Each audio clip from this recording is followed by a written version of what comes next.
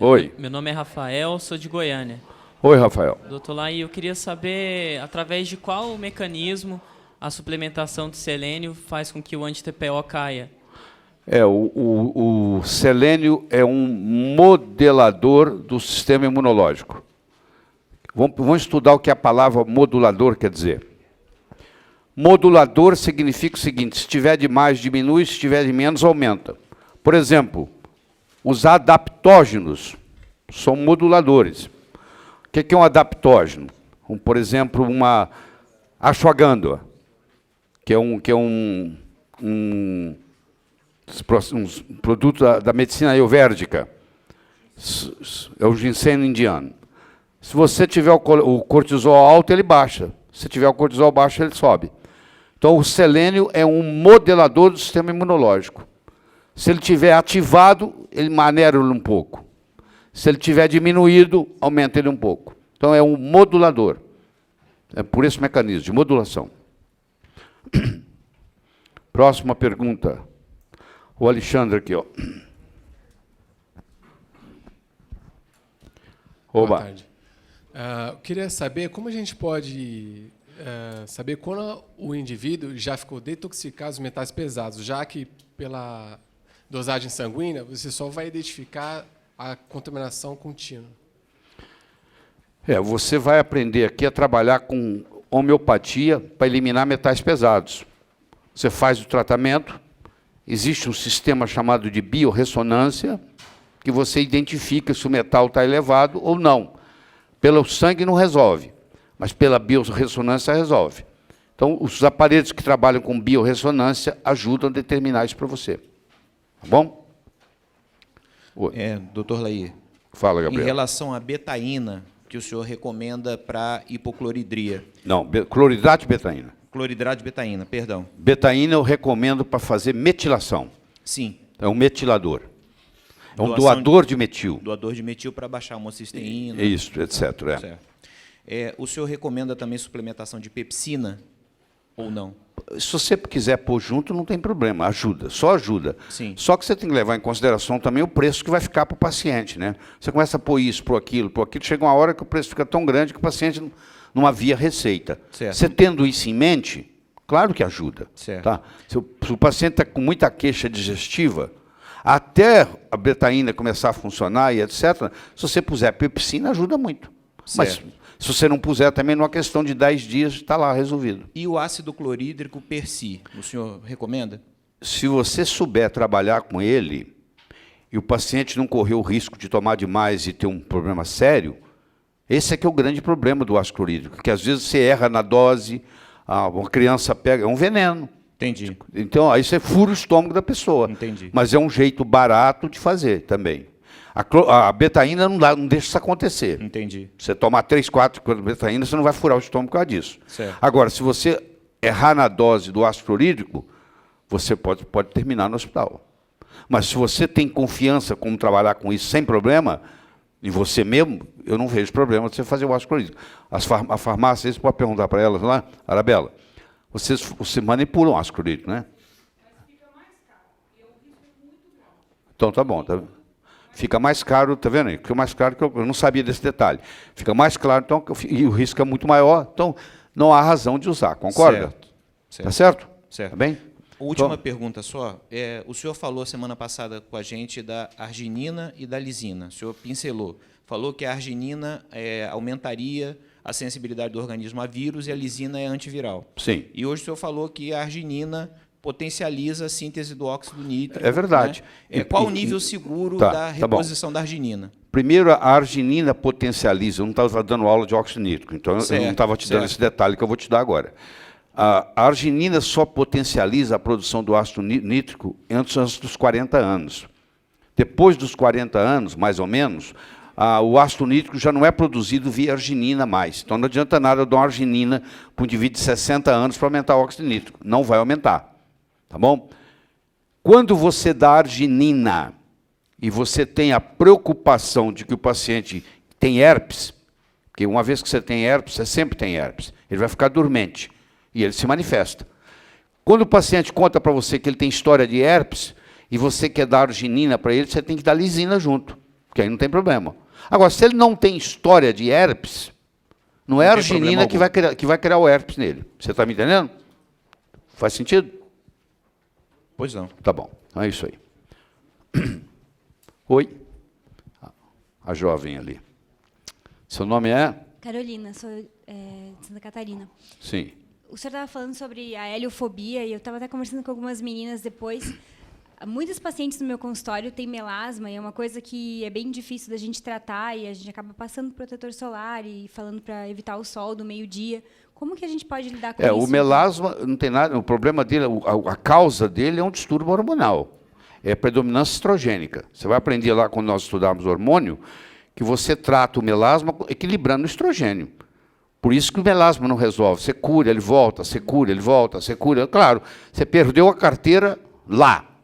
Você está procurando ela aqui, porque aqui está a luz, você não vai achar a carteira aqui, se você perdeu ela lá. É a mesma história do melasma. Entendeu? É a mesma história da rosácea. Se você não mexer com o ácido clorídrico, você fica com certa volta, com certa volta, com certa volta. Entendeu? É isso aí.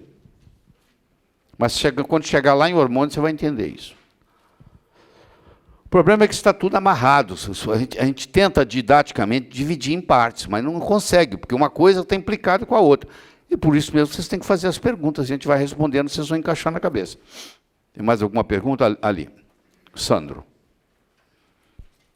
Não fique acanhado, não. Toda pergunta é bem-vinda. Deixa eu explicar para vocês.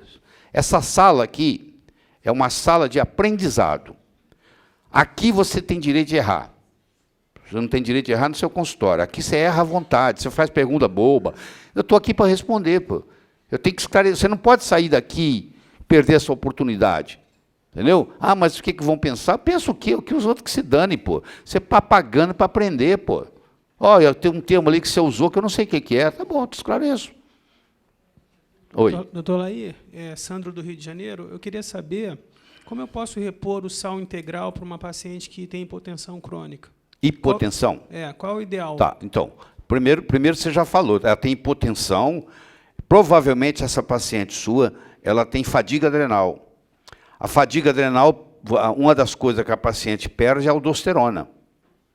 Quando ela chegar no seu consultório, você põe ela sentada, tira a pressão, manda ela ficar de pé. Tem que subir pelo menos 10 milímetros de mercúrio. Se não subir, ficar o mesmo ou diminuir, ela tem distúrbio da aldosterona. Tá?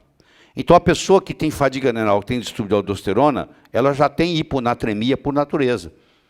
Então, um dos jeitos de você tratar a fadiga adrenal dela é com sal. Não tem outra saída, você tem que dar sal.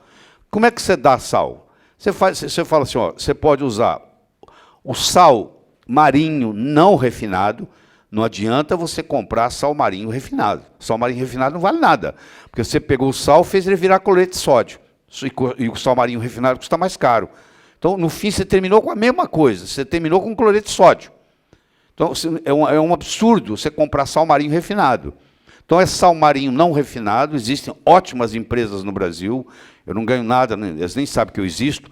Tem uma empresa chamada Sinsal com C, que é de Mossoró, que vende um produto chamado Flor de Sal, que é um espetáculo.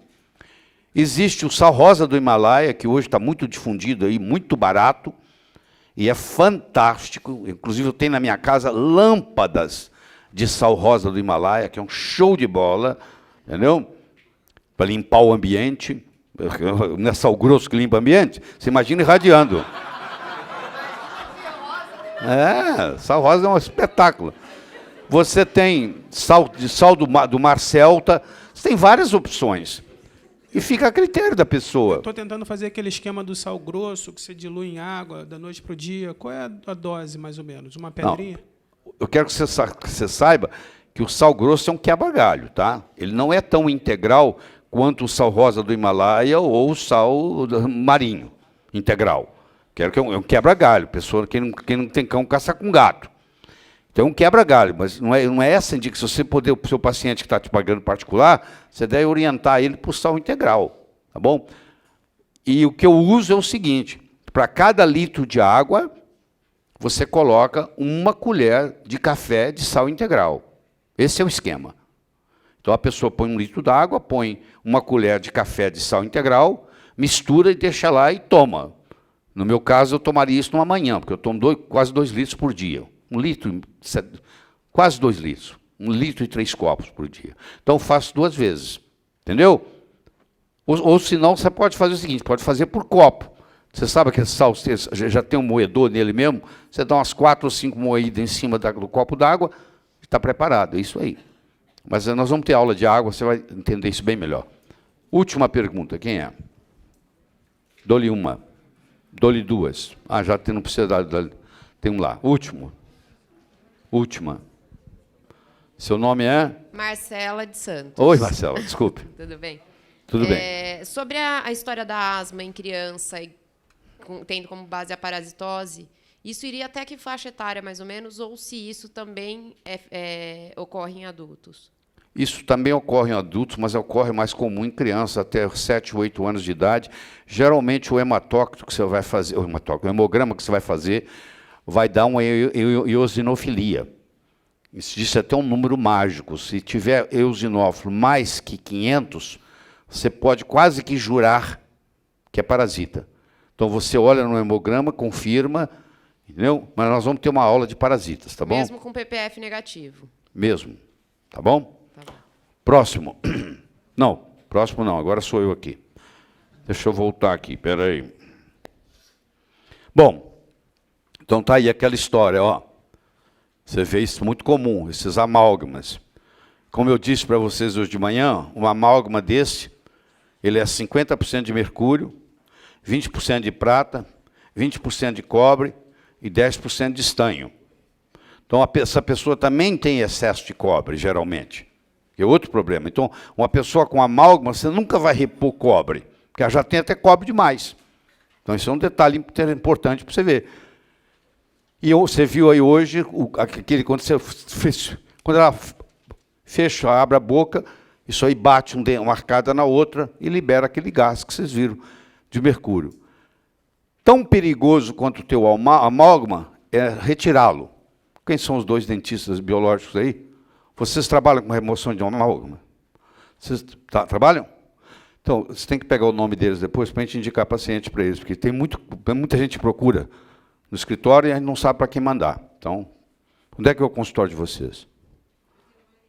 Vila Mariana. Ah, vocês têm consultório, vocês são marido e mulher? Não, parece.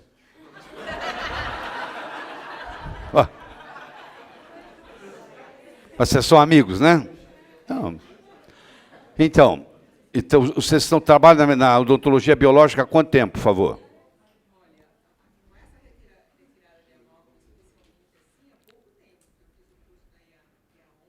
Sim. Certo. Certo. Mas você tem todo aquele procedimento, você tem aquela ligação do oxigênio, da máscara, separado, então. Pois é, nós vamos mandar paciente para vocês. Então, mas aonde que eu estava falando? Ah, eu tenho um dentista, meu amigo, ele vai lá e tira tudo isso num dia. Pronto, você não anda mais. Eu já vi gente que já foi tirar os amálgamas e nunca mais andou. Por quê? Na hora que você tira isso, você engole isso aqui, engole, um pedacinho disso, cria um motor girando em alta velocidade. Quanto maior a velocidade do motor para tirar o amálgama, pior, porque mais gás cria. Você absorve isso e vai para o cérebro. É um problema seríssimo. Então, tem gente que fica doente pela tirada do amálgama. Então, você toma cuidado, tem que ser tirado aos poucos, etc. E tal. Tem que procurar alguém, como ela está falando ali, que fez um curso de tirada de amálgama. Não é qualquer dentista, não. Tá? Você quer fazer algum comentário? É. Um cada 10 dias, isso. Coentro, nós já falamos para o coentro aqui de vocês. Tem que tomar o coentro. Aliás, o ideal é começar o coentro antes, né? Começa pelo menos uma semana antes.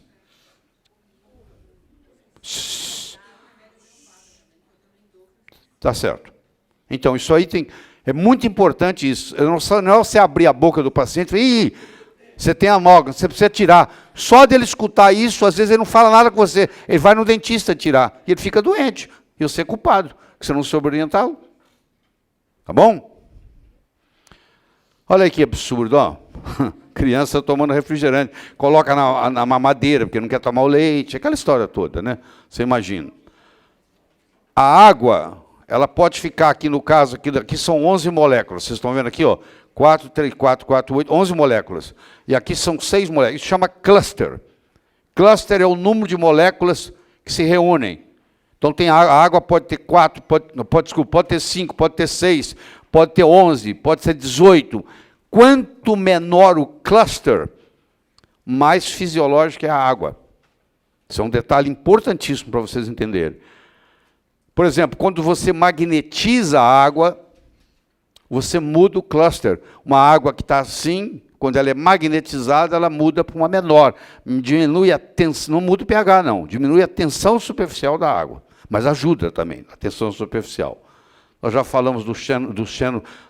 O pH, tudo aquilo que você ingerir, que tiver um pH menor que 7,4, ó, sangue é 7,35, 7,45. Média, 7,4. Mais ou menos 7,4. Então é o seguinte, tudo aquilo que você tomar com menos do que isso, o seu organismo vai ter que fazer um sacrifício. Então você vai ter que correr atrás do prejuízo. Então, se for acima disso, vai sobrar. Então você tem que procurar tomar uma água que tenha pelo menos um pH de 7,5. Se você olhar as águas, geralmente elas não têm esse pH. Elas têm um pH muito menor. Tá? E nós falamos para você do xenoestrógeno. Então, qual o macete? A distância da fonte. Você mora em Fortaleza. Você viu falar que tem uma água espetacular de Porto Alegre. Não é para você. Porque até ela chegar a Fortaleza, ela já chega doente. Porque o caminhão vai ter que subir. E vai chegar uma hora que é meio-dia. E vai bater o sol na carroceria do caminhão. E vai liberar bisfenol A, fitalato, etc. Tudo são xenoestrógenos. Então você pode chegar em Fortaleza com a água que engorda. Olha, a água que engorda é essa. Se ela estiver cheia de xenoestrógeno, ela te engorda. Então você tem que tomar cuidado. Eu não preciso falar para você que está faltando água no mundo, né? Aqui estão os processos. Nós vamos ter uma aula só sobre isso. Eu não vou entrar em detalhes aqui, porque senão eu não saio daqui. Tá? E o processo da oxigenação, que é muito importante. Aí vem as terapias oxidativas, ozônio, von Ardenne, peróxido de hidrogênio, câmara hiperbárica, tudo isso nós vamos estudar, que vão melhorar o aporte de oxigênio. Tá? Por exemplo, o fungo não gosta de oxigênio. Se você colocar oxigênio, o fungo morre. Existem lugares, por exemplo, que você vai nos bares, isso aqui acho que é na Holanda, onde você senta lá para conversar e, ao mesmo tempo, tem as máquinas de oxigênio. Você fica tomando oxigênio enquanto você conversa. Tá? Aqui, ó, hoje tem portáteis. Aqui, ó. Essas duas estão tomando oxigênio, estão passeando no parque. Parece que não é nada, mas faz uma diferença enorme, enorme na saúde. Tá? Existe, do mesmo jeito que tem o iPod, tem o AirPod, que gera oxigênio. Aqui, ó, estou com um aqui, ó. Tá vendo aqui? Isso aqui gera oxigênio.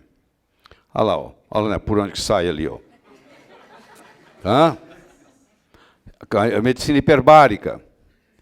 O doutor o Otto Warburg foi o único médico até hoje que foi laureado 2 vezes com o Prêmio Nobel de Medicina.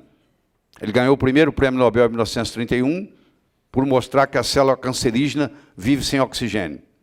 Oxigênio, olha o que eu vou falar. Oxigênio para a célula cancerígena é igual o sol para o vampiro. O vampiro não tem que dormir antes do sol nascer, senão ele morre. Então, olha só. Oxigênio para a célula cancerígena é igual o sol para o vampiro. Se você jogar oxigênio lá, chama-se efeito Warburg. A célula cancerígena morre. Se você fizer chegar oxigênio a ela, ela morre. Tá? Demonstrou que células cancerosas podem viver desenvolvendo mesmo na ausência de oxigênio. Ele foi ganhador do Prêmio Nobel em 1931 e foi nomeado. O Hitler não deixou, ele era judeu, esse cara, hein? Ele era judeu e ele foi poupado, porque o Hitler era hipocondríaco e tinha grande respeito por ele, então ele é o único judeu que continuou trabalhando como médico. como cientista. Em 1944, ele ganhou o Prêmio Nobel de novo, só que o Hitler não deixou ele receber. Tá? Câncer é uma doença mitocondrial, disse ele na sua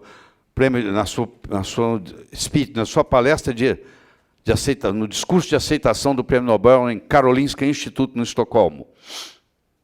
Aqui estou eu fazendo, isso aqui é uma máscara de von Ardenne, máscara de alto débito, que hoje é usada em muitos hospitais no Brasil. E aqui está o cilindro de oxigênio. Aqui tenho uma esteira aqui, estou numa esteira, numa atividade física. Eu aqui estou assistindo, aqui tem um computador, eu estou assistindo uma conferência, quer dizer, estou estudando, estou fazendo ginástica e estou fazendo von Ardenne.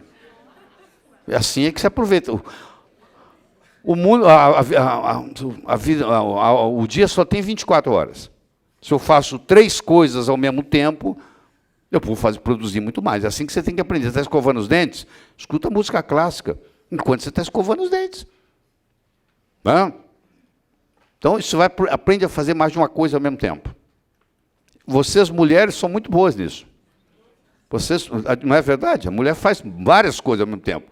A mulher assiste televisão, cuida das crianças, administra o jantar, fala com a mãe no telefone, termina o relatório do dia anterior, tudo ao mesmo tempo. Seu marido, você já viu seu marido? Seu marido senta para assistir televisão, ele faz assim, ó. O telefone toca, ele não escuta. A criança chora, ele não escuta. A campainha da porta está tocando, ele não escuta. Você não escuta, não, bem? O quê? O quê? O quê? Não é assim, não é? Parece que é. Você já viu como é que é complicado para ele conversar na hora de transar? Ele transa quieto, você já viu? Porque para ele, uma coisa ou outra. Você vem aqui para transar ou para conversar, pô? Estão rindo, né? Então, isso aí é um processo que vocês vão aprender a trabalhar com von Ardenne. Nós temos alunos aqui que fazem 12, 15 pacientes por dia de von Ardenne. E oxigênio, ninguém vai te incomodar de você dar oxigênio. Uma coisa totalmente permitida, você vai aprender o protocolo de von Ardenne e vai fazer uma diferença enorme no seu consultório, você não tem ideia. Aqui está o livro do von Ardenne, Oxygen Multi-Step Therapy. Até bem pouco tempo esse livro só existia em alemão. Hoje ele existe em inglês, você pode adquirir no Amazon.com. Tem umas 500 páginas ou mais. Tá? E aí nós temos que depois ver a parte hormonal, que também ajuda você a ficar doente ou não. Então, a progesterona, hoje 90% das mulheres que entraram no seu consultório têm deficiência de progesterona, porque mulher que tomou anticoncepcional há muito tempo, o ovário atrofiou. Quando ela volta, para de tomar anticoncepcional, às vezes ela quer engravidar, ela não consegue mais. Bom, primeiro você tem que separar a parte do marido, né? 40% da infertilidade está no homem. Se um casal é infértil, 40% está no espermograma do homem. Tem que checar primeiro. Porque às vezes a mulher fica tratando e o homem não fez espermatograma, a primeira coisa. Espermograma, a primeira coisa. Para ver se tem problema. Mas muitas mulheres não engravidam ou porque tem progesterona de menos, ou porque tem estradiol demais, ou porque tem problema da tireoide, entendeu? Tudo isso contribui. Ou porque tem resistência insulínica. Nós vamos estudar profundamente todos esses hormônios aqui, vão lá pelo 8º, 9º módulo, a gente começa a trabalhar com hormônio. Aqui está a cascata hormonal, vocês estão vendo que ali começa com colesterol. Isso aqui é uma denominação minha, eu acho que existe uma doença nova no mundo, que eu chamo de deficiência lipídica, onde as pessoas têm medo de comer gordura, por ignorância, porque as pessoas acham que gordura aumenta colesterol. Colesterol não é feito de gordura, colesterol é feito de carboidrato. Colesterol não é gordura, é um álcool, tem nada a ver com gordura. Então, eu não posso comer colesterol, não posso comer gordura por causa de colesterol. Isso é uma bobagem, isso não existe. A gordura que você come não vai aumentar seu colesterol, em hipótese alguma. Tá? Coma a sua leitoa pururuca, faz muito bem para a saúde. Aí vai ter a pregnolona, que é a rainha dos hormônios, aqui, daqui sai tudo, vocês estão vendo aqui, ó. Muita gente, principalmente mulher com deficiência de pregnolona, se você não está sabendo onde é que você está colocando a chave do seu carro, tem que ficar procurando. Provavelmente você tem deficiência de pregnolona. Isso aqui é o hormônio da memória. Em uma semana melhora a memória do paciente, quando você passa a pregnolona. Aqui está a progesterona, que vai gerar a aldosterona, vai gerar o cortisol. E também ela pode virar androstenediona e ajudar desse lado, como está o DEA aqui, que é proibido no Brasil, não por razões médicas, por razões políticas. Aqui está a testosterona, ó, que essa testosterona vai virar estradiol por uma enzima chamada aromatase, ou estrogênio sintetase, outro nome para ela. O estradiol vai virar estriol. 70% dos hormônios femininos na mulher estão na forma de estriol, enquanto ela não está na menopausa. Depois que ela vai para a menopausa, vai para a estrona. A estrona pode ser metabolizada nesse verde que vocês estão vendo aqui, que é mocinho, ou nesse vermelho que vocês estão vendo aqui, que é bandido. O 2-hidroxiestrona é anticâncer, e o 16-alfa-hidroxi é altamente cancerígeno. Então, a relação 2-hidroxi-16-alfa-hidroxi é muito importante na primeira urina da manhã. Esse exame chama Stronex. Tem que ter pelo menos 2 vezes mais 2-hidroxi do que 16-alfa. Isso tudo nós vamos aprender aí. Mas eu estou querendo mostrar que isso também interfere na nutrição, porque isso aqui é nutrição. O hormônio bioidêntico é suplemento, não é hormônio, não é remédio. Remédio é aquilo que não tem no seu corpo. Isso aqui é suplemento, porque isso tudo é bioidêntico. O corpo sabe o que tem, que isso aí existe. A indústria farmacêutica, quando ela consegue uma patente, a patente vale por 17 anos. Uma patente farmacêutica dura 17 anos. Você é dono daquela molécula por 17 anos. Só que você tem que provar para o mundo que aquela molécula não existe, que você inventou. Como é que chama uma coisa que não existe no planeta Terra? ET. Você tem que provar que é um ET. Todo remédio patenteado é um ET. Quando você coloca ele na boca, o seu organismo fala, o que eu faço com essa merda? Eu estou exagerando, mas é isso mesmo, só para você lembrar. O que eu faço com essa porcaria, pô? Não conheço isso. O que eu faço com isso? Sabe o que eu vou fazer? Vou eliminar. Aí começa um processo de eliminação com seus efeitos colaterais. Porque é um ET. Isso aqui não, é hormônio bioidêntico. Isso aqui é suplemento. Isso não é remédio. Quero que as pessoas não sabem separar isso. Não, hormônio é perigoso. Hormônio perigoso é o não bioidêntico. E vai explicar isso para o médico. Leva horas. Então, vocês vão primeiro, nós temos que passar por todo esse processo até a gente chegar lá para você aprender a trabalhar com isso. Isso aqui, ó, eu tenho 70 anos, eu comecei a fazer isso, eu tinha 52. Tem 18 anos que eu faço, já passei hoje, eu passo atrás do joelho. Melhor lugar de você passar hormônio, viu, Michele? É atrás do joelho. Ninguém chega atrás do seu joelho sem a sua permissão. Entendeu? Se você passar aqui, ó, e abraçar o marido, você contamina o marido. Se você passar aqui e pegar a criança no colo, você contamina a criança. Atrás do joelho, você vai ensinar para o paciente. É o melhor lugar para passar hormônio. Tá? Porque a absorção é perfeita e não contamina ninguém. Tá bom? Um detalhezinho que faz a melhor... Um detalhe que eu acabei de te ensinar, mas que faz toda a diferença no seu consultório. Tá? Então, isso tudo tem um processo de cascata todo entrosado. Todo o sistema endócrino depende do hormônio tiroidiano, da produção de hormônios. Se você pode passar o hormônio que você quiser, se essa tiroide não estiver funcionando bem, o hormônio não vai funcionar bem. Porque precisa do hormônio tiroidiano. Hormônios esteroidais são feitos a partir do colesterol. Tem gente que não tem colesterol. Se o seu colesterol é abaixo de 150, é difícil você produzir hormônio esteroidal. Então aqui, como tudo vem do colesterol, olha aqui, ó, como tudo vem do colesterol, quem está tomando o remédio para baixar o colesterol, abaixou abaixo de 150, 140, tudo isso aqui está deficiente. E a pessoa vai morrer mais cedo, isso eu posso te garantir. Tá? Quando o fígado detecta deficiência hormonal esteroidal, produz mais colesterol no intuito de aumentar a produção hormonal. Quando o fígado detecta que não existe hormônio suficiente, ele aumenta a produção de colesterol. O colesterol é um biomarcador para dizer que tem alguma coisa que não está indo bem, mas ele não é causa de nada, ele é efeito. Por isso que não adianta baixá-lo. porque ele não está causando nada. Supressão da habilidade do fígado em produzir colesterol reduz ainda mais os níveis hormonais esteroidais. Então a pessoa está com colesterol alto porque não está produzindo hormônio. Recebe uma estatina da vida, o colesterol baixa mais ainda, a deficiência hormonal aumenta mais ainda, a pessoa fica mais doente, que é o que está acontecendo.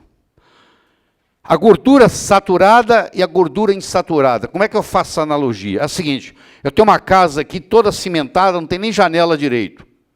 E eu tenho uma casa aqui toda transparente, ó.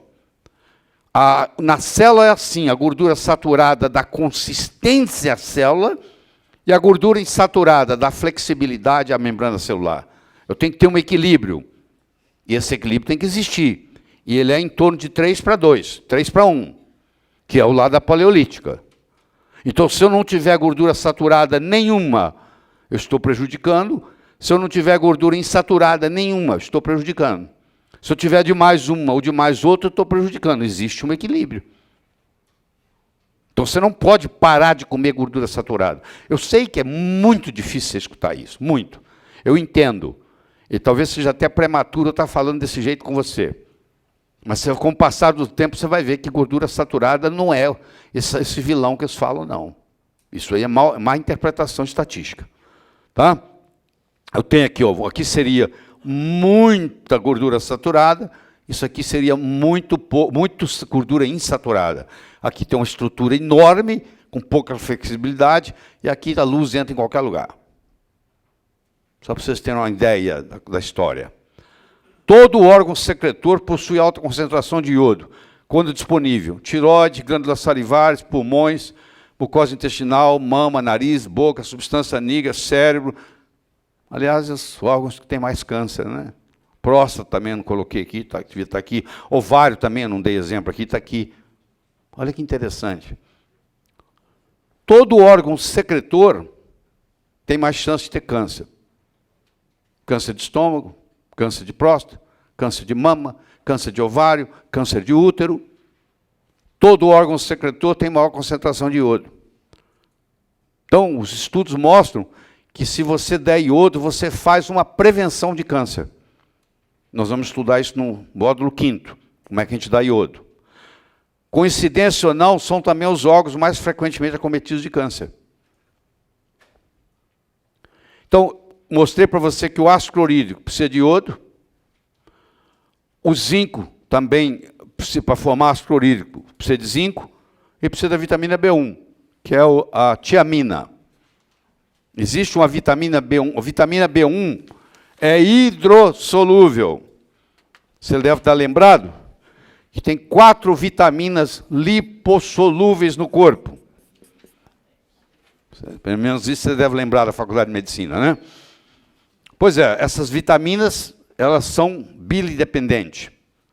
Se você não tiver vesícula biliar, você não as absorve. Todo mundo que removeu a vesícula tem deficiência de A, de D, de E e de K. Tá? Porque elas são lipossolúveis, elas precisam de bile. Então, se você tem um paciente que removeu a vesícula biliar, você vai ter que receitar Oxbili, farmácia aí manipula, 500 miligramas em cada refeição, para substituir a vesícula biliar, para o resto da vida, se a pessoa quiser ter saúde.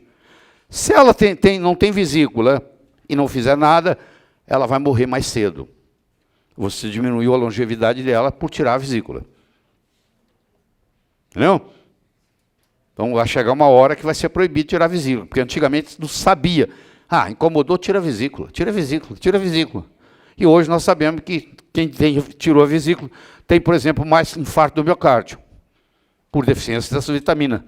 Essa vitamina aqui, ó, nós vamos estudá-la depois, você vai ver que é a vitamina da juventude, do rejuvenescimento. Você aprendeu na faculdade que era a vitamina da coagulação, só que você aprendeu que era a vitamina K. Só que eles não falaram para você que existe K1, porque não tinha na época, K2 e K3. Você não sabe disso.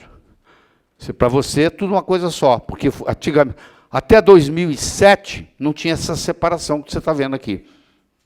A partir de 2007 mudou tudo. Tem só 7 anos que mudou.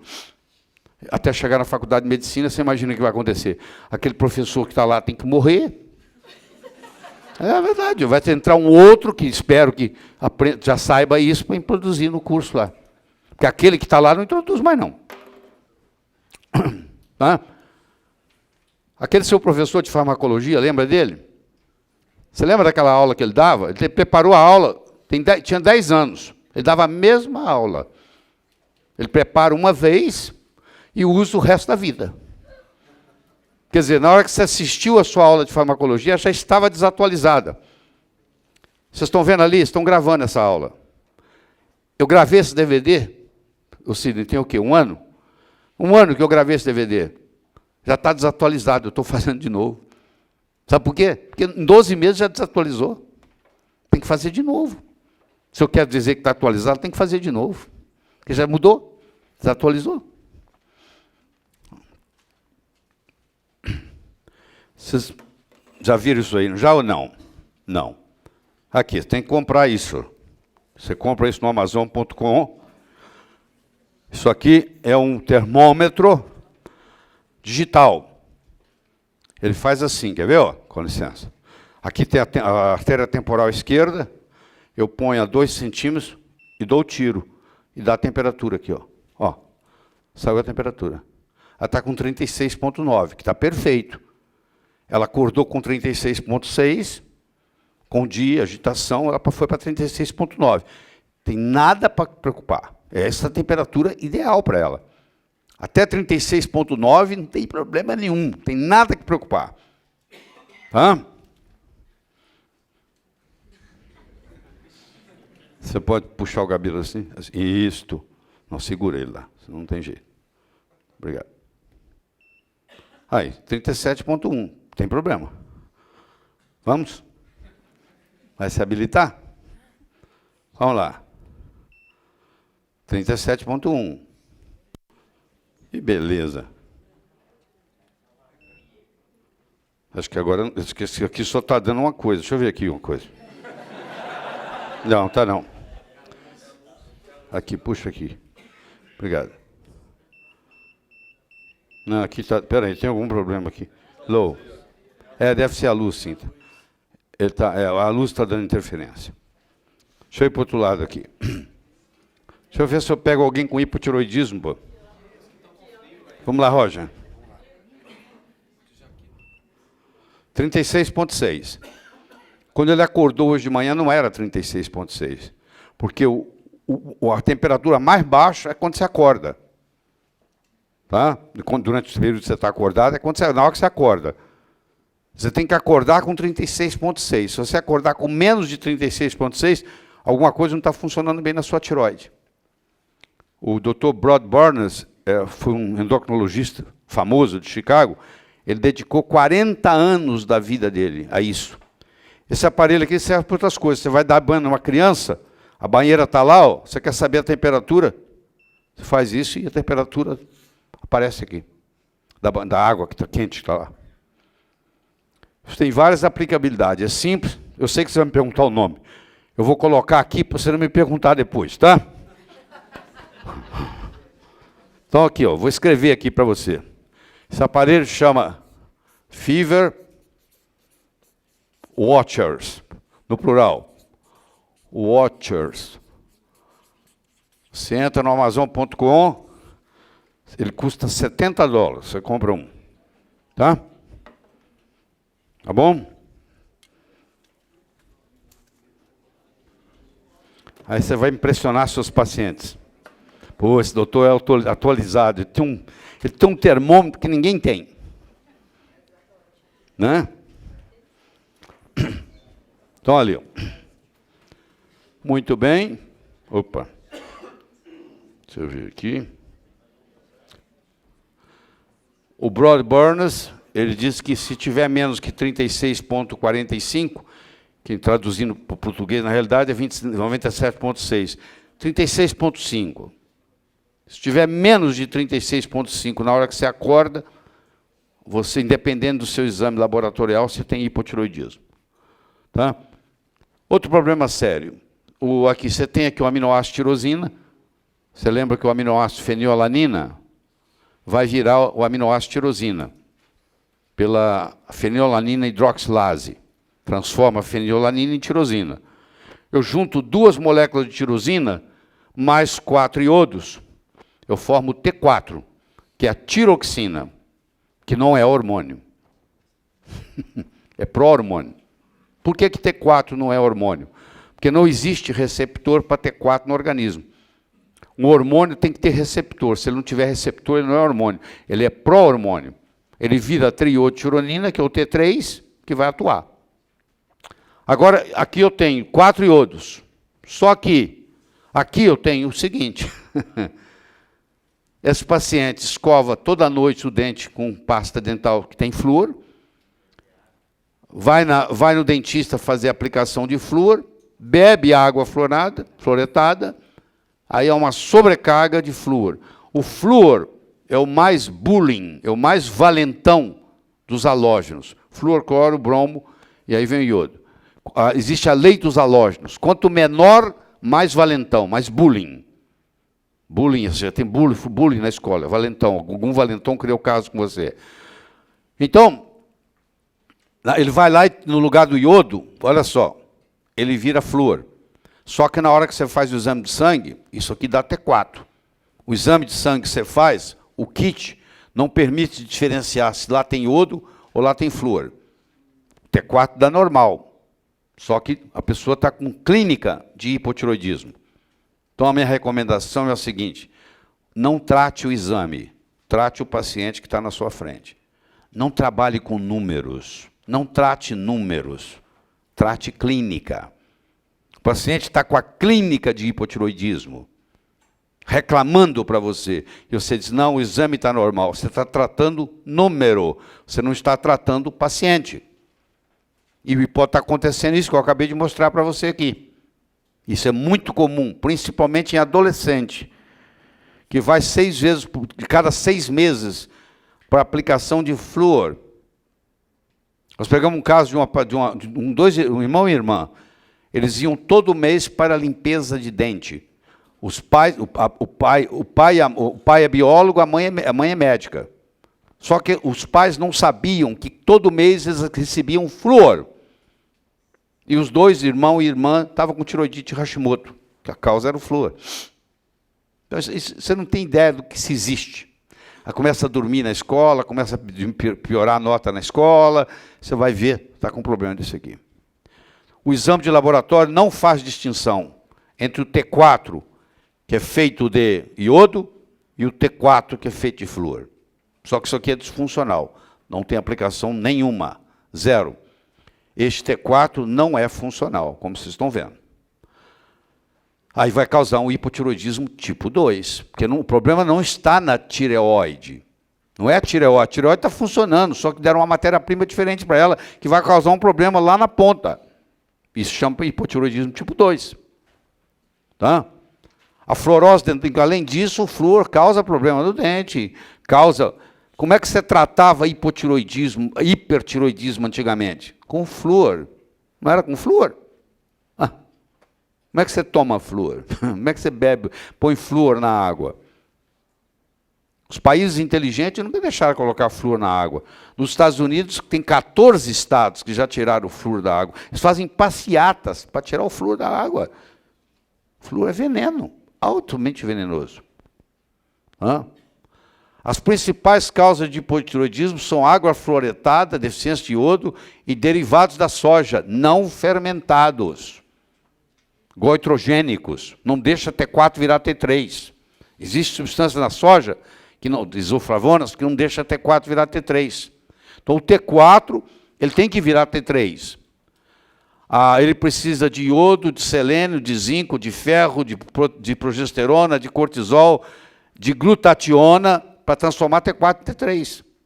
Se ele não transformar T4 em T3, ele transforma T4 em T3 reverso, que dá fadiga, que dá cansaço, que é o hormônio da hibernação. O urso, quando vai ficar 4 meses dormindo, ele aumenta o T4, o T3 reverso. O seu paciente que está no CTI com septicemia, ele tem um T3 reverso muito alto, você não deve tratar. Aquilo lá é fisiológico. Ele está parando o corpo todo só para a energia ficar por conta de curar a sepse. Que é um mecanismo compensatório que o corpo tem. Tá? Mas na vida normal, você tem que abaixar o T3. O T3 reverso. Tá? Sem ácido clorídrico não se absorve zinco. Sem zinco, T4 não se transforma em T3 e não produz neurotransmissores. Conclusão, inibidores de ácido clorídrico nos faz gordos, cansados e deprimidos. Pega o pessoal que está tomando omeprazol, que chega no seu consultório. Eles são obesos, estão reclamando de fadiga e estão deprimidos. Por causa iatrogênico. Iatrogênico, causado pelo omeprazol. E você, para tirar o omeprazol, não é fácil não, viu? É um processo de desmame, tá? É igual tirar a heroína. É bem complicado. Tá? Então aqui, ó, o flúor, o cloro, o bromo, o iodo e a astatina, não é estatina não, astatina, que é isso aqui, ó. A astatina não entra na jogada, porque a lei dos halógenos diz o seguinte, quanto menor o peso molecular, mais bullying. O flúor é mais valentão que o cloro, que é mais valentão do que o bromo. E os três empurram o iodo para lá e entra no lugar dele. O cloro você encontra na piscina, não nade em piscina com cloro. Você, para nadar, a piscina tem que ser de ozônio, senão não entra o de sal, não entra lá, porque você vai... Eu conheço casos de hipotiroidismo, porque a pessoa nadava 3 vezes por semana, em piscina de cloro. Não faça sauna úmida no Brasil, porque a água foi feita com cloro, preparada com cloro. Quando esquenta na sauna, o cloro vira um vapor venenoso, não faz, dá hipotiroidismo. Sauna seca é o melhor remédio que você pode ter. Tá? E o bromo, você tem que parar de comer pão, porque o fermento é de brometo. Então, a pessoa que come muito pão, ingere muito brometo, também desenvolve hipotiroidismo. Olha quantas modos você tem. Por isso que hipotiroidismo é provavelmente a doença mais comum que tem hoje, não diagnosticada. Isso aqui é pior. Tá? Flúor é o valentão da família halogênica. Aqui, ó. Hipotiroidismo tipo 2, ó. O que ele causa, ó? Você tem aqui descreve hipotiroidismo tipo 1, doença cardíaca, diabetes, dor, fadiga crônica, depressão, pele seca, ganho de peso, problemas menstruais. Toda mulher que tem problema menstrual tem que pensar em hipotiroidismo. Uma mulher que fala que tem muita menstruação, eu tenho que usar 3 mods por dia. Fica muitos dias menstruadas, 4, 5, 6, e tem mais do que uma por mês, junta as 3 coisas, ó. Ela tem grande volume, ela tem grande duração e ela tem grande frequência. Até que se prove o contrário, tem hipotiroidismo. Tá? Até que se prove o contrário, ela tem hipotiroidismo. Bom, então tem um livro inteiro aqui. O doutor Mark Starr escreveu um livro só sobre hipotiroidismo tipo 2. Tem gente que não entende isso, fala assim, o Laí Ribeiro inventa umas coisas. Ajuda ela aí. Onde é que só quer sentar? Olha lá. Ali tem, ó. Olha só. O Laí inventa umas coisas que eu nunca ouvi falar. Pois é, está aqui, ó. Que é mais do que um livro. Esse livro deve ter quase 500 páginas. Está aí. Você vai no livro, no Williams, que é o pai da endocrinologia, tem mais de 40 endocrinologistas, está lá, hipotiroidismo tipo 2. Edição, 12ª edição. Acabou de sair. Tem o chamado hipotiroidismo paradoxal. Está vendo essa mulher magra aqui? Mas hipotiroidismo eu aprendi que a gente gorda. Se ele é causado por flúor, não. Ele é magro. Essas crianças são magras. Você não precisa engordar para poder dar que faz o diagnóstico. É o chamado hipotiroidismo paradoxal. Baixo índice de massa corpórea, taquicardia, tremores e ansiedade. Parece que tem hiper. Mas na hora que você mede a temperatura, tem hipo. É hipo com tremor. O médico confunde, pensa que é hiper. A diferença está na temperatura corporal. Você me trouxer um paciente, se ele tiver uma temperatura igual ou menor que 36,9, ele não tem hipertiroidismo. Ele pode estar tremendo, ele pode estar taquicárdico, ele pode estar tendo uma reação de tireotoxicose, mas não é hipertiroidismo. Isso tem que saber se separar. Principais causas de hipotiroidismo: deficiência de iodo e excesso de flúor, deficiência de selênio, intoxicação com mercúrio, amálgama, Hipersensibilidade ao glúten. A tireoidite Hashimoto, que eu já expliquei, a homologia estrutural, mimetismo molecular. Predominância estrogênica. O estrogênio bloqueia zinco, magnésio e vitamina B6. Anti-inflamatório não esteroidais, que alteram profundamente a microbiota intestinal, causando leaky gut syndrome. Advil, qualquer coisa toma Advil, toma Advil, toma Advil. Quantidade de pessoas que morrem por causa de anti-inflamatório não esteroidal nos Estados Unidos por ano é um absurdo. Você não tem ideia. Quantidade de internações por causa disso. Lesão tiroidiana por raio-x. Você vai tirar um raio-x de dente, não te protege a tireoide, não pode. Pelo menos a mão, coloca a mão, já ajuda bem. Só o fato de você colocar a mão aqui na hora do raio-x do dente, ó, o ideal é fazer uma proteção com chumbo, eles devem ter. Se não tiver, você põe a mão. Tira mais de 60% dos raios que atingiria a sua tireoide. E percloratos, que é feito para combustível de foguete. Que a pessoa cheira aquilo e dá hipotireoidismo. A grande maioria dos americanos está exposta ao excesso de flúor através da água, da pasta de dente, que é pior ainda. A concentração de flúor na pasta de dente é 1000 vezes maior do que na água. Procure. Para que você está usando flúor, pô? Para que você usa flúor na pasta de dente? Ou passa a usar a pasta de dente sem flúor, a farmácia aí manipula, ou na farmácia vende já, ou não use nada, pô. Põe a água e escova o dente sem pasta. Qual o problema? Problema nenhum, não. Se você é acostumado, não tem problema nenhum, não. Dos tratamentos dentários e até a presença de flúor em vitaminas infantis, sem falar os remédios, né? O que você acha que é fluoxetina, hein? O que você acha que é fluoxetina? É flúor, querido. Por isso que chama fluoxetina, o Prozac. Por isso que chama fluoxetina. Por isso que engorda. Que causa hipotiroidismo. E o Lexotan, o que é? Me fala. A bromazepam, interessante, né? Você acha que tem um nome broma? Por quê? Porque tem bromo. Porque causa hipotiroidismo. É o mesmo brometo que eu estou falando aqui, por isso que chama bromazepam, porque é feito de bromo. A quantidade de remédio que é feito com halógenos é impressionante. E o médico nunca para pensar nisso. Porque o médico não estuda bioquímica. Você estudou bioquímica no segundo ano de medicina, lá agora para lá. Você vai voltar a gostar da bioquímica. Eu vou trazer você na bioquímica o tempo todo aqui. Dinamarca, Holanda, França, Alemanha, Japão e Inglaterra nunca colocaram flúor na água. Nunca deixaram. Porque sabia que era veneno. Sabe qual é o primeiro estado que colocou flúor na água? Onde é que estão os capixabas? Foram vocês. Foi numa cidade no interior do Espírito Santo. Procura essa, perto de Colatina. Como é que chama a cidade maior que tem lá perto de Colatina? Não, não é Linhares, não. Também não. Também não. Tem dois nomes. É dois nomes. Hein? Não. Não apareceu.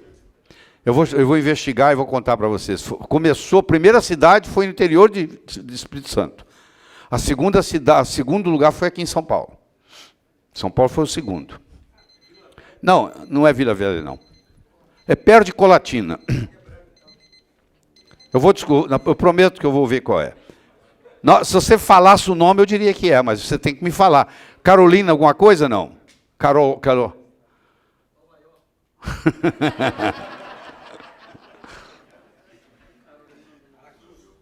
A pessoa fica orgulhosa, ó. Nossa cidade foi a primeira a colocar flúor. Grandes coisas. Primeiro a ter gente doente. Entendeu? Não, não é a terra do Roberto Carlos, não. Falando nisso, eu já fui cantar. Eu fui dar aula lá. Aí, ó, eu fui dar aula em Cachoeiro. Sabe aquela época que o prefeito colocou aquele chafariz lá para esfriar? Eu estava lá naquele dia. É impressionante, né? No meio da praça. Ligavam meio-dia, né? Faz muito calor, ele pôs um chafariz. Todo mundo molhava. Molhava todo mundo. Durou o quê? Um mês, né? Tiveram que tirar. Mas aí eu dormi na suíte do Roberto Carlos, que em Cachoeiro tem um hotel que eles fizeram uma suíte, acho que o Roberto Carlos foi lá 2 vezes. A suíte do Roberto Carlos, então eles me cederam a suíte. Bom, deixa eu falar de mucina. Todo paciente com hipotiroidismo, ele vai formando mucina. Se ele formar mucina demais, você lembra da semiologia? Chamamos de mixedema. O que é mixedema? É um excesso de mucina. E eu não estava lá na sua aula de semiologia, mas eu posso te garantir que o professor que deu aula mostrou para você um retrato de uma mulher. Porque hipotiroidismo é 10 vezes mais comum na mulher do que no homem. Tá? Isso aqui é uma foto rara que eu estou trazendo para você aqui, ó. É de um homem. Esse homem, então, aqui, ele era um cara normal, aqui, ó. Ele desenvolveu hipotiroidismo, ele desenvolve mucina, ele cria papada, ele enche o rosto, olha lá. E isso que está... Escuta, isso aqui é muito importante que eu vou te falar agora. Isso aqui não está indo só no rosto, não. Isso vai nas artérias e aumenta a resistência periférica. Por isso que o hipotiroidismo vem acompanhado, às vezes, de hipertensão arterial. Quando começa a fumar mucina, a pressão sobe. Sabe por que a pressão sobe? Por um mecanismo de defesa para levar o sangue lá, porque está difícil. Aí você vai no cardiologista ou no clínico geral, ele baixa a pressão. Aí a desgraça está feita. Porque aquela hipertensão ela é compensatória para a pessoa continuar vivendo. Se eu tirar a pressão, o sangue não chega lá porque a mucina aumentou a resistência periférica. Então ela causa hipertensão, ela causa diabetes, porque ela infiltra no pâncreas, ela causa obesidade, a pessoa lá fica obesa. Quando você faz trata o hipotiroidismo, isso aí vai enxugando. Às vezes até uma diabetes pode acabar, depois que você trata o hipotiroidismo. Você vai ver que uma grande parte dos diabéticos tem hipotiroidismo, mas ninguém fez diagnóstico. Porque não se sabe fazer diagnóstico de hipotiroidismo, por incrível que pareça. Você vai provar isso, você vai fazer isso nos seus pacientes, você vai melhorar os seus pacientes, você vai me contar. É de fato, quando você falou, eu não acreditei. Mas aí, o que interessa, gente, é resultado, o resto é conversa fiada. Teoria pode ser a mais brilhante. Se ela não funcionou no seu consultório, joga fora. O que interessa é eu só estou interessado numa coisa em medicina. Resultado. Então, eu estudo e falo, ó, o resultado está aqui, ó, testa. Aí você testa, você vê a diferença. A mucina causa hipertensão, a mucina causa diabetes, a mucina causa obesidade, a mucina aumenta o colesterol, meu Deus, porque ela infiltra no fígado e ela agora não deixa o fígado eliminar o colesterol. Aí o colesterol sobe. Não adianta você ficar tratando o colesterol. Trata o hipotiroidismo, pelo amor de Deus, que o colesterol baixa, pô. Olha que coisa impressionante. Eles ficam dando estatina para ver se estão pintando a casa. Lembra da casa? Eu vou trazer essa metáfora muitas vezes para vocês. Estão pintando a casa, só isso. Resolve nada, absolutamente nada. Tá? Diminui os hormônios. Tá? Então, causa... Agora, quando vem diabetes, hipertensão, obesidade, aumento do colesterol, você tem um nome, chama síndrome X. O Gerald Haven, quando viu isso pela primeira vez, ele chamou de síndrome X. Você conhece hoje com o nome de síndrome metabólica. Por que ela chama X? Porque é um X, lá, ó, é um X. Ó. Tem hipertensão, diabetes, obesidade e aumento, e dislipidemia. Tá? Síndrome X. Você vai aprender comigo no 5º módulo que tireoide, pâncreas e adrenais é um órgão só. Isso aqui é igual ao jogo de xadrez. Você mexeu numa peça, você mexe no jogo inteiro. Isso aqui, você mexeu na adrenal, você mexe na tireoide. Você mexeu na tireoide, e assim vai. Você mexe no pâncreas, você mexeu no pâncreas, você mexe... Isso aí mexeu tudo. Isso é muito importante você entender, que esses 3 órgãos, eles funcionam uníssono. Então, por exemplo, se eu tiver um paciente com fadiga adrenal, fala nisso, vocês fizeram... Quantos de vocês ganharam o kit de saliva? Quanto que ele sorteou? Tem uns 20. Vocês já fizeram os exames? Encontrou alguma coisa? Várias, né? Saliva desperta tudo. Quem é que encontrou fadiga adrenal aqui? Aí. Pois é, então vamos pegar seu caso. Você encontrou fadiga adrenal. Você dá plantão ou não? Dá. Pois é. Eu te contei, né? Quanto tempo tem que você dar plantão?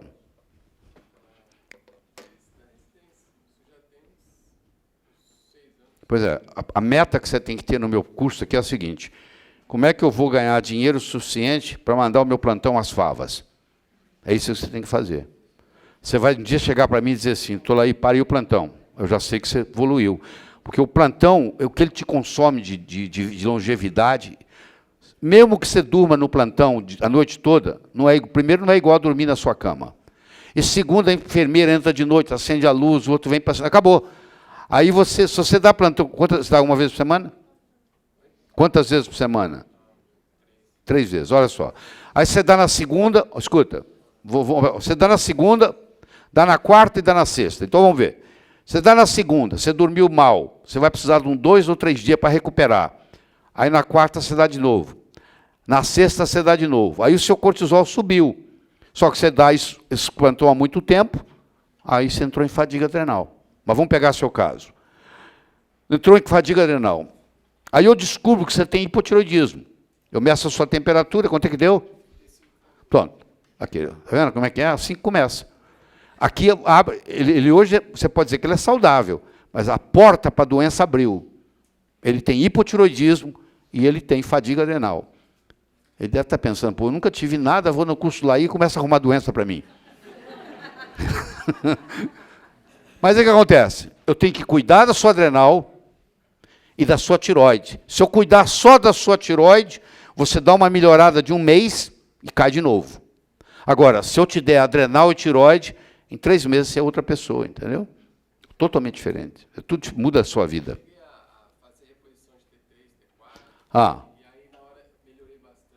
E aí?